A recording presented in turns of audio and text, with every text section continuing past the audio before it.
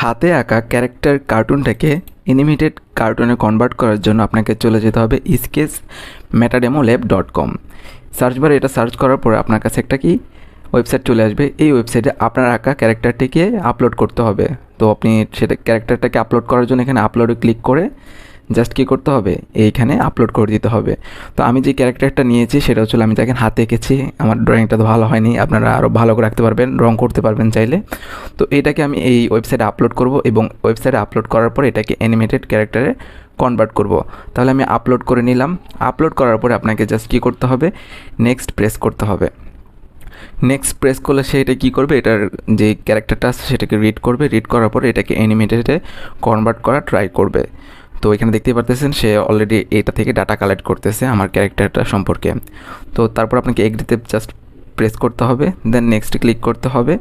নেক্সটে ক্লিক করার পরে আপনার কাছে আসবে যে কি দেখেন ঠিক আছে কিনা ক্যারেক্টারটা, হ্যাঁ নেক্সট। তারপর আমরা দেখবো যে কি আমাদের যে পয়েন্টগুলো আছে ক্যারেক্টার সেগুলো কি ঠিক আছে কিনা। যদি ঠিক না থাকে আপনি আমার মতো করে এভাবে কী করতে পারেন, পয়েন্টগুলোকে ঠিক করে নিতে পারেন, যাতে করে আপনার কি ক্যারেক্টারটা আপনি যেভাবে চাচ্ছেন সেভাবে যাতে আপনার কাছে রিপ্রেজেন্ট হয়। ওকে, তো এখানে দেখেন পায়ের যে পয়েন্টগুলো আছে সেগুলো একটু ঠিক ছিল না, আমি ঠিক করে নিচ্ছি। আপনি চাইলে আপনার মতো করে মডিফাই করতে পারেন।